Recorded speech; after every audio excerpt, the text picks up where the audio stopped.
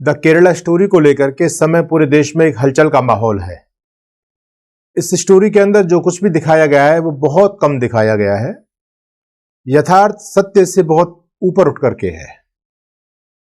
इस केरला स्टोरी को लेकर के हम लोग सभी बहुत ज्यादा आक्रोश में हैं कि क्या हमारे साथ में चल रहा है। मैं आप सभी से कहना चाहता हूं कि जरा आप अपने घर में भी देखें कि केरला स्टोरी कहीं आपके घर में तो नहीं बन रही। एक बार आप मेरे साथ स्क्रीन पर इस वीडियो को देखिए। इस वीडियो के अंदर आप देख रहे हैं कि किस प्रकार से ये जिहादी आपके घरों में प्रवेश कर चुके हैं। कपड़े पहनाने से लेकर के कपड़े उतारने तक की सारी जिम्मेदारी इन लोगों के हाथ में है। ये कपड़े पहनाते पहनाते कब कपड़े उतार देते हैं। आपको जानकारी होनी चाहिए। इस महिला को भी शर्म नहीं आ रही और इसके घर वाले बड़ी एक शान के तहत इसका वीडियो बना रहे हैं। हमारे सनातन धर्म में तो पंडित जी महाराज जब कभी पूजा पाठ कराते हैं तो स्त्री को अपने हाथ से तिलक भी नहीं लगाते, लेकिन ये स्त्री इस मुसलमान जिहादी के द्वारा साड़ी पहन रही है और ये जिहादी लोग, इनकी सारी गिद्ध दृष्टि केवल साड़ी पहनाना तो बहाना है, इस घर में प्रवेश करना है। धीरे धीरे करके कितनी सारी महिलाएं हमारे परिवारों की और ये इन जिहादियों के हाथों तक पहुंचती हैं। आपको जानकारी होनी चाहिए, इस देश में लगभग 2 लाख हिंदू महिलाएं, हिंदू लड़कियां हर साल लव जिहाद का शिकार बन रही हैं। केरला स्टोरी के अंदर तो केवल उन 32,000 उन लड़कियों की एक करुण कथा, एक वेदना है कि जिनको सीरिया के और यमन के रेगिस्तान के अंदर दफना दिया गया। ये संख्या बहुत कम है। अभी तो आने वाले समय में ये संख्या और बढ़ेगी और पूरे देश में हलचल मची हुई है। आप जानते हैं उन लोगों का एक टारगेट चलता है जिसको लव जिहाद कहते हैं। आज से 15 साल पहले लव जिहाद को कोई लोग नहीं जानते थे। शुरुआत में जब हमने इस लव जिहाद पर काम करना शुरू किया तो लोग समझते थे ये कहती क्या लव जिहाद है, हम तो जानते नहीं लव जिहाद क्या होता है। लेकिन लव जिहाद अब आपके सामने आ चुका है। पूरे देश में लव जिहाद के कितने सारे केस आपके सामने आ रहे हैं मीडिया के द्वारा, और ये केस तो उतने हैं, लगभग 1-2% हैं जो प्रकाश में आ जाते हैं। बाकी कितनी हिंदू लड़कियां काट करके बोरियों में सूटकेस के अंदर पैक करके डाल दी जाती हैं, कुत्तों को खिला दिया जाता है उनके जिस्म को, किसी को नदी में बहा दिया जाता है, किसी को गड्ढे में गाड़ दिया जाता है। और कितनी अभागी इस भारत की बेटियां भारत से दूर सीरिया और यमन के रेगिस्तान के अंदर दफना दी जाती हैं। उन हिंदू लड़कियों को एक एक करके टारगेट बनाया जा रहा है। आपको जानकारी होनी चाहिए, आज हमारा जितना भी छोटा उद्योग है वो सभी इन जिहादियों के हाथ में आ चुका है। घरेलू जितने सामान की चीजें हैं, चाहे मार्केट की हैं, चाहे आप अपने घर में नल फिटिंग से लेकर के बिजली फिटिंग का काम ले लो, पत्थर का काम ले लो, फर्नीचर का काम ले लो, जितना भी आपके घर में डेकोरेशन का जो सारा काम होता है वो ज्यादातर इन्हीं जिहादियों के हाथ में आ चुका है पूरे देश में। और ये घर में काम करते हैं और उन काम करते करते कब हमारी उन असंस्कारित बहन बेटियों को अपने चंगुल में फंसा लेते हैं, जिनको माता पिता संस्कार नहीं दे पाते, धर्म की शिक्षा नहीं दे पाते, ऐसी हिंदू बहन बेटियां इन जिहादियों के जाल में फंस जाती हैं। 32,000 उन महिलाओं की करुण क्रंदन को ही ना देखें, बल्कि आप अपने घर में भी देखें कि कैसी जिहादी की गिद्ध दृष्टि आपकी बहन बेटी पर तो नहीं है। और निश्चित रूप से खेल पूरे हिंदुस्तान में चला हुआ है। आप उत्तर भारत में आएंगे तो उत्तर भारत में तो सरेआम चल ही रहा है लव जिहाद, लेकिन दक्षिण भारत में जब जाते हैं तो दक्षिण भारत की जितनी भी हिंदू महिला लड़कियां हैं जो उन आतंकवादियों के चंगुल में फंस जाती हैं लव जिहाद के चलते, वो सारी की सारी लड़कियां पहले उन आतंकवादियों को सर्व की जाती हैं।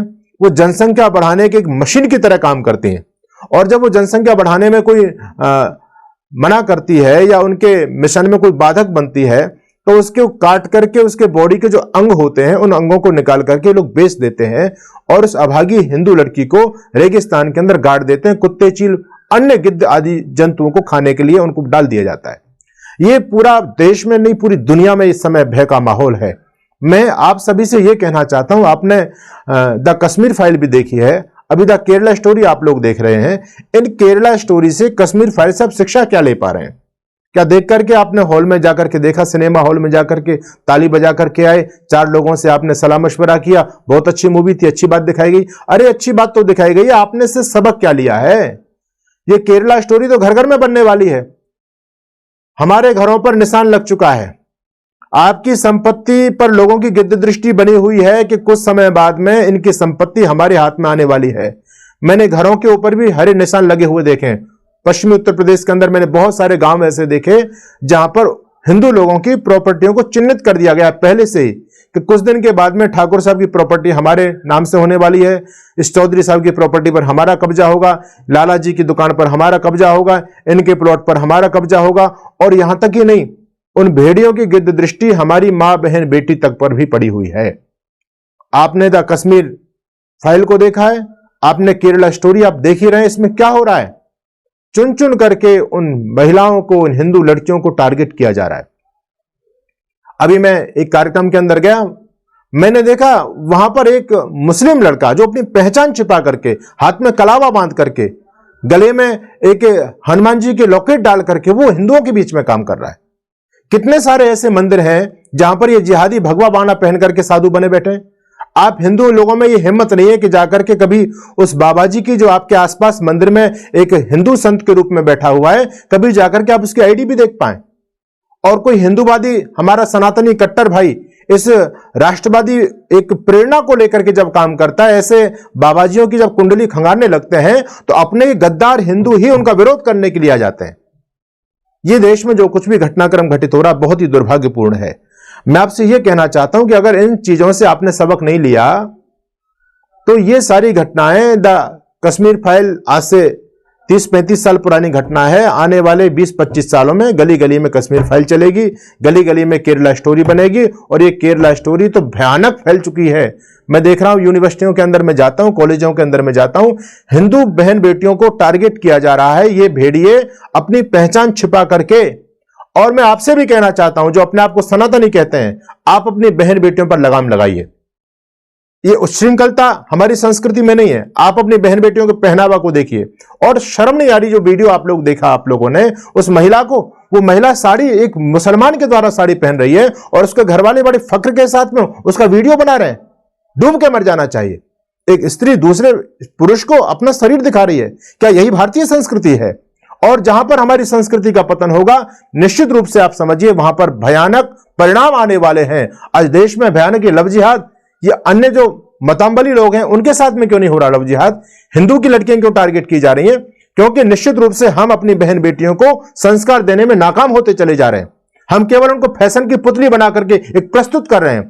आज आप बड़े बड़े मेट्रो सिटी में जाकर के देखिए, एयरपोर्ट में जाकर के देखिए, मेट्रो के अंदर जाकर के देखिए, हिंदू लड़कियां 6-6 इंच के निक्कर में घूम रही हैं, उनके जिस्म पर कोई कपड़ा नहीं है। ये क्या फुहड़पन इस समाज के अंदर चल रहा है? यदि आप अपनी संतति और संस्कृति को बचाना चाहते हैं, अगर यह घटनाक्रम चलता रहा, तो निश्चित रूप से केरला स्टोरी आपके घर में भी चलेगी। आप अपनी बहन बेटियों को बचा नहीं पाएंगे। इसलिए लगाम लगाइए अपने बच्चों पर, अपने बच्चों को संस्कार दीजिए। इतना फूहड़पन अगर आपके बच्चे के दिमाग में आ रहा है, फटे कपड़े, ओछे कपड़े और किसी विधर्मी की एंट्री आपके घर में हो रही है, हम गलती क्या करते हैं? 2 पैसे बचाने के लिए, 2 रुपए बचाने के लिए उन लोगों को अपने घर में प्रवेश कराते हैं। हमारा कोई हिंदू भाई है, वो थोड़ी सी अपनी रोजगारी धाड़ी थोड़ी ज्यादा ले लेता है, हम उसको बायकॉट कर देते हैं। इन शांति दूतों को अपने घर में स्वयं हम प्रवेश करा देते हैं। धीरे धीरे करके आपने 2 रुपए बचाए, उस 2 रुपए बचा करके आप क्या कर पाओगे? मान भाव, यहां तो सारी संपत्ति इन लोगों के हाथ में आपके जाने वाली है। यह मुद्दा बहुत संवेदनशील है। मैं आपसे यह कहना चाहता हूं कि हर हिंदू एक संकल्प ले। अब कुछ करने का समय है। यदि हमने कुछ नहीं किया तो धीरे धीरे हम सब कुछ समाप्त कर देंगे। अपना दुनिया से हम समाप्त हो गए। पूरा एशिया हमसे भरा हुआ था, आज एशिया में हमारा अवशेष भी नहीं बचा। पूरा यूरोप हम लोगों का हुआ करता था, आज वहां पर भी हम लोग नहीं है। भारत में जो हमारी स्थिति है वो आप अच्छी तरह से जान रहे हैं, देख रहे हैं। अनेक प्रकार के जिहाद धरती पर चल रहे हैं। लव जिहाद है, लैंड जिहाद है, फूड जिहाद है, एजुकेशन जिहाद है, कितने सारे जिहाद है, धार्मिक जिहाद है। तो ये जिहाद आपको नष्ट करने के लिए चल रहे हैं। द केरला स्टोरी इस लव जिहाद का केवल एक उदाहरण मात्र है। बाकी कितने सारे जिहाद आपके देश में निरंतर चलते चले जा रहे हैं। इसलिए मैं आपसे यह कहना चाहता हूं, इस केरला स्टोरी में बिल्कुल यथार्थ सत्य है, नग्न सत्य है। कितनी बहन बेटी तो अपनी आवाज भी नहीं उठा पाती, उनको गला काट करके दबा करके मार दिया जाता है, कुत्तों को जिस्म को डाल दिया जाता है और उनके बॉडी के पार्टों को मार्केट में बेच दिया जाता है। आपकी बहन बेटियों को पहले ये जॉब का प्रलोभन दे करके, विदेश में ले जाने का प्रलोभन दे करके वहां उनको आतंकवादियों को सप्लाई कर रहे हैं और वो उनसे केवल बच्चा पैदा कराए जा रहे हैं और वो किसी काम की नहीं होती। तो इनके अंदर कोई दया नहीं, कोई रहम इनके हृदय के अंदर नहीं है। उनको मार करके काट करके फेंक दिया जाता है। आपने देखा जिंदा यमन और सीरिया की धरती पर भारत माता की 32,000 बेटियों को जिंदा दफना दिया गया है। इससे आप कुछ सबक नहीं लेंगे? यदि आप इससे कुछ सबक नहीं ले रहे महानुभाव, तो ये घटनाक्रम आपके घर में भी घटित होने वाला है, आपकी बहन बेटियां भी इनके टारगेट पर आने वाली हैं। इसलिए सावधान होने की आवश्यकता है। अपने बच्चों पर अंकुश लगाइए, अपनी गली पड़ोस मोहल्ले में, आपकी कॉलोनी में नजर रखिए। मैं हैरान हूं, 80 परिवारों की हिंदू कॉलोनी के अंदर एक ये शांतिदूत जो अपने आप को कहते हैं ये जिहादी लोगों का एक परिवार पूरे 80,000 हिंदुओं की नाक में दम कर रहा है। आप क्या बिल्कुल कापुरुष हो गए हैं? नपुंसक हो गए हो क्या आप लोग? हम भगवान राम और कृष्ण के वंशज, हमारे जितने हिंदू देवी देवता सब माला और भाला की बात करते हैं, लेकिन ये शांति, ये कायरता हमारे जिस्म में, हमारे रूह में कहां से आ गई? सोचने की आवश्यकता है। मैं आपको जगाना चाहता हूं, अगर नहीं जगे तो सब कुछ समाप्त होने वाला है। आप सोते सोते दुनिया से समाप्त हो जाओगे। हमारा अस्तित्व थोड़ा सा बचा है, इसको बचाइए। ये जो केरला स्टोरी चल रही है, हर बेटी को दिखाओ इसको, क्योंकि यदि वो भी उसके दिमाग के अंदर भी चल रहा है कि मेरा अब्दुल्ला ऐसा नहीं है, मेरा अब्दुल्ला ठीक है, ये सारे के सारे एक ही थाली के चट्टे बट्टे हैं, इनमें कोई भला नहीं होता। इसलिए मेरा निवेदन आप लोगों से यही है, हर बहन को द केरला स्टोरी दिखाई जाए, और यदि आपके अड़ोस पड़ोस में ये शांतिदूत धीरे धीरे आपके घरों में घुसने का मन बना रहे हैं तो तत्काल ब्रेक किया जाए। आप हिंदू भाइयों को रोजी रोटी दीजिए, वो आपको थोड़ा महंगा पड़े कोई बात नहीं, ये महंगाई आपके, कम से कम आपकी संपत्ति, आपकी संतति तो सुरक्षित है। लेकिन इन लोगों का घर में प्रवेश हो गया, ना तो आपकी संपत्ति सुरक्षित है, ना आपकी संतति सुरक्षित है। कब किसको फातिमा बना दें ये लोग, कब किसको घर में से निकाल करके ले जाएं, तो ये सब कुछ स्थिति डामाडोल चल रही है इस समय देश की। तो मैं आपसे सभी से निवेदन करूंगा, इस मूवी को ज़्यादा से ज़्यादा लोगों को देखें, नई जनरेशन को जरूर दिखाएं, और उन हमारे सहिष्णु हिंदुओं को भी दिखाएं जो सेकुलरिज्म की धारा में बहते चले जा रहे हैं, जो लोग ये कहते हैं कि आतंकवाद का कोई मजहब नहीं होता, इस्लाम तो बहुत पीस और शांति और प्रेम और भाईचारे और सद्भाव का मजहब है। उनके दिमाग में जो ये कुछ भी कलुषित मानसिकता है उसको निकाला जाए। ये इस्लाम जो है धरती की गंदगी है, ये प्रेम और भाईचारे का मजहब नहीं है। अगर प्रेम और पीस भाईचारे का मजहब होता तो धरती पर 58 देश इनके हैं, क्या उन देशों में आज शांति है, वह भाईचारा है? आपस में एक मुसलमान दूसरे मुसलमान का खून का प्यासा बना हुआ है। आपने अफगानिस्तान के अंदर देखा, एक मुसलमान सत्ता को कैसे दूसरे मुसलमानों ने अपने हाथ में किया। वहां मुसलमान से भयक्रांत है। ये कहते हैं पीस और प्रेम भाईचारे का ये मजहब है। मुझे बताओ, बाबर से लेकर के बहादुर शाह जफर तक इनमें से कौन सा ऐसा व्यक्ति जिसका बाप अपनी मौत मरा हो? किसी ने अपने 3 भाइयों को काटा है, अपने बाप को जेल में डाला, अपने बाप को मारा है। इसमें शांति कहां इस मजहब के अंदर? ये तो सब जगह क्रांति कर रहे हैं। हमारे देश में जब से इन लोगों की जड़ें फैलनी शुरू हुई हैं, तब से इस देश की हालत देखो क्या स्थिति हो गई है। प्रेम भाईचारा सद्भाव सब कुछ खत्म हो गया। इसलिए आप अपने दिमाग से इस भ्रांत धारणा को दूर करें कि ये अच्छे होते हैं। वस्तुतः ये तभी तक अच्छे हैं जब तक इनकी संख्या कम है। जब तक संख्या कम है तब तक अच्छे हैं। आपसे प्रेम से बात करेंगे, है ना, आपके घर में आएंगे, आपके घर में गिफ्ट देने के लिए आ रहे हैं। ये गिफ्ट आपके लिए बहुत ज्यादा महंगी साबित हो सकती है। गिफ्ट देना तो इनका एक बहाना है, घर में प्रवेश करने का तरीका है। इसलिए सावधान, सतर्क रहिए, सावधान रहिए, अपने बहन बेटियों को संस्कारित कीजिए। धन्यवाद। वंदे मातरम।